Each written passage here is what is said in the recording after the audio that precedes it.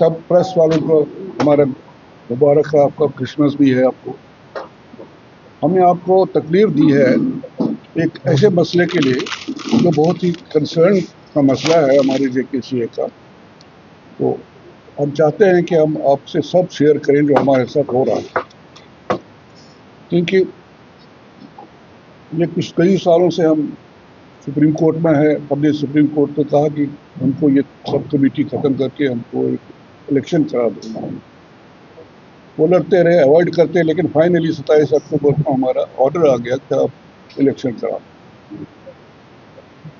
तो उसके ऑर्डर के साथ इलेक्टोरल ऑफिसर उन्हें बनाया। हालांकि उन्होंने ये भी कहा कि कॉन्स्टिट्यूशन अभी अगर रजिस्टर नहीं हुआ तो आप इलेक्शन कर दीजिए।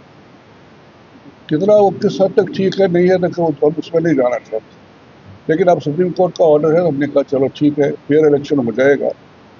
तो उसकी वजह से वो वेटिंग कर रहे हैं।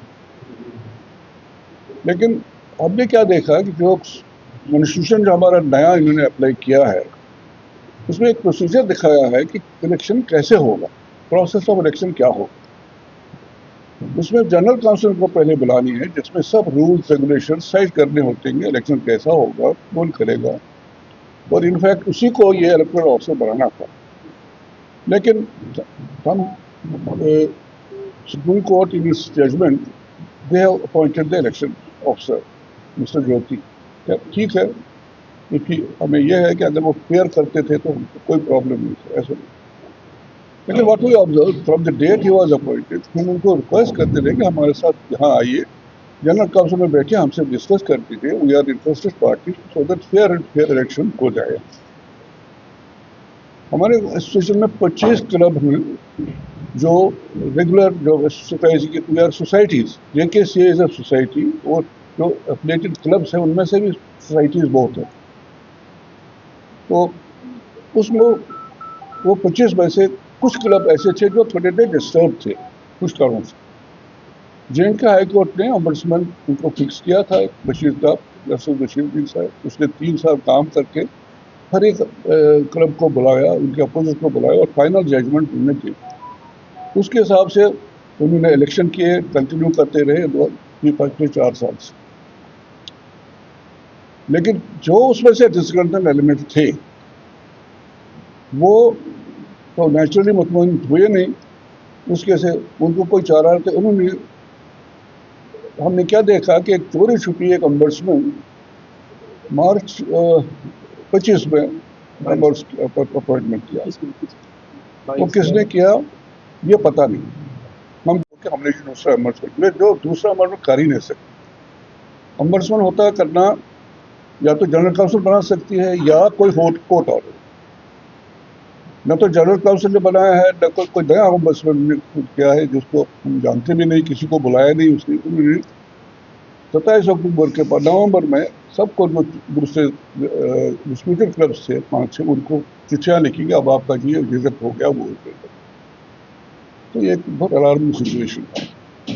और इसमें मैं पर्सनली समझता हूँ, I have been a vice president BCCI, तो उनका कुछ ऐसा ये रहा कि उन्होंने they do not ensure that fair elections हो, उनको शायद मंशा नहीं हो। तो इसलिए हम कोर्ट में बहुत केसेस चले गए हैं, वो अभी ऑर्डर नहीं हुआ है, एडवांटेज दिया जा रहा है, ये जो टाइम गैप है उसके लिए। इसलिए हमने सोचा हम आपको भी, मीडिया को, हर एक अपना पूरी डिटेल बताएंगे कि क्या हो रहा है। तो इसलिए आपको वेलकम करते हैं। Other people will tell you on different subjects in detail. So, thank you. Actually हमारा मेन जो कंसेप्ट है, जो जस्टिस बशीरुद्दीन साहब को डिवीजन बेंच ने बनाया, उससे पहले बहुत टाइम से डिस्प्यूट चल रहा था। ऑनरेबल सुप्रीम कोर्ट में 12-13 साल से केसेस चल रहे थे और हम हर वक्त यही कोशिश कर रहे थे इलेक्शन को।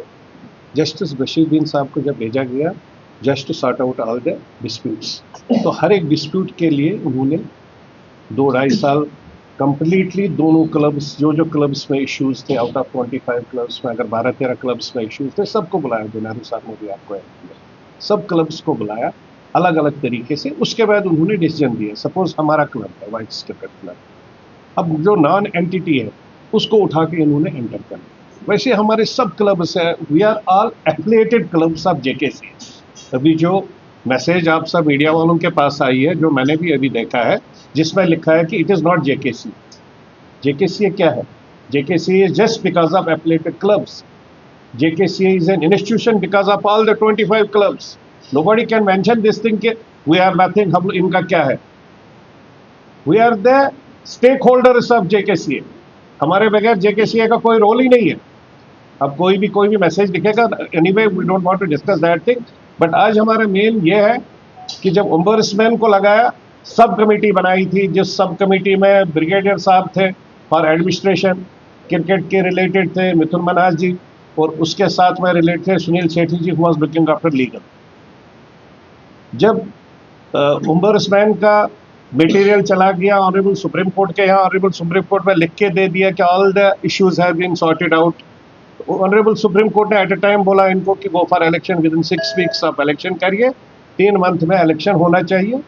और उन्होंने वहाँ से बीसीसीआई को भी लिखा, तो इलेक्शन की प्रोसेस स्टार्ट हो गई। अब अगर इलेक्शन की प्रोसेस स्टार्ट हो गई, यहाँ से नई एक लेटर निकल गई, जो ब्रिगेडियर साहब ने अपनी लेटर निकाली, बीइंग ए सब committee member, responsibility of subcommittee is simply for day-to-day working. He is not authorized to appoint any ombudsman.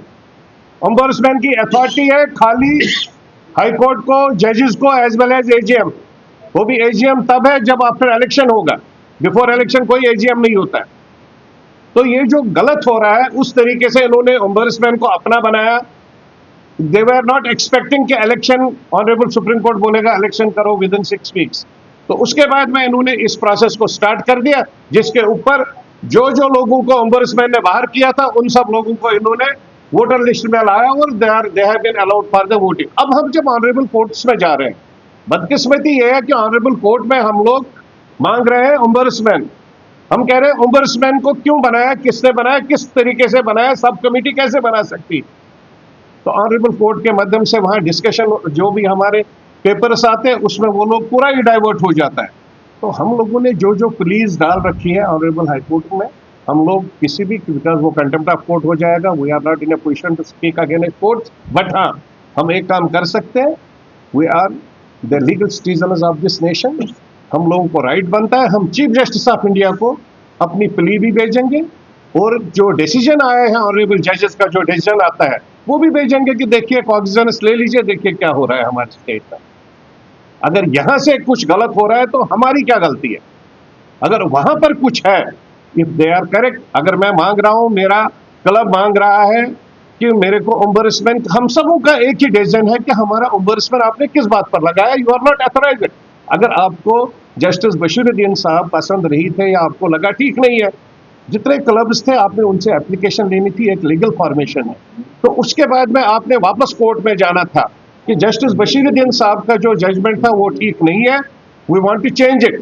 अगर उसमें कोर्ट चेंज कर लेता, उसके बाद आप अथॉराइज नहीं होते कोर्ट के माध्यम से ही कि आप डे टू डे वर्किंग के लिए है, अंडर 16 कैसे जाएगा, अंडर 19 कौन खेलेगा, अंडर 23 क्या खेलेगा, रांझीज कैसे खेलेंगे, वो सब टीम्स के लिए, और डे टू डे वर्किंग में। दूसरी बात है, we want to see the accounts. जो पिछले 2-3 साल में जो पैसा आया है जेकेसीए में, हम लोग वो भी देखना चाहते हैं कि जम्मू कश्मीर में कितने स्टेडियम बने, वो पैसा कहाँ लग रहा है। अभी तक अगर हम नहीं चाहते हैं, हमें लग रहा है, चाहते क्या, हमें लग रहा है कि और एक स्कैम शायद निकल के आ जाएगा, the way things are going. Otherwise इतना इंटरेस्ट क्यों ले रहे हैं? क्या मसला है इसमें? हर एक पर्सनल इंटरेस्ट लिया जा रहा है कि हम लोग किसी तरीके से इसको इन डिफरेंट वे इसको मैनेज करें, हाईजैक करें। क्यों करें हाईजैक? अरे आप, ऑनरेबल सुप्रीम कोर्ट ने जब बोला, आप प्योरली इलेक्शन करा देते, जिसको वोट डालते, जो डालते होता, अच्छा होता। कुछ लोग हैं यहाँ पर जो बीजेपी को बदनाम करना चाहते हैं। मैं बीजेपी को भी बोलना चाहता हूँ, they are doing wonderful work. 140 crore लोग आज उनसे खुश है, लेकिन जो ये फैटर्निटी चल रही है, जो हमारे यहाँ पर चल रहा है, उसके यहाँ पर इंट्रोस्पेक्ट करे और वहाँ चेक करे। जो वो लोग वहाँ पर उनके मदद से, उनके नाम से वहाँ गलत काम कर रहे हैं, उसको थोड़ा इंट्रोस्पेक्ट करें।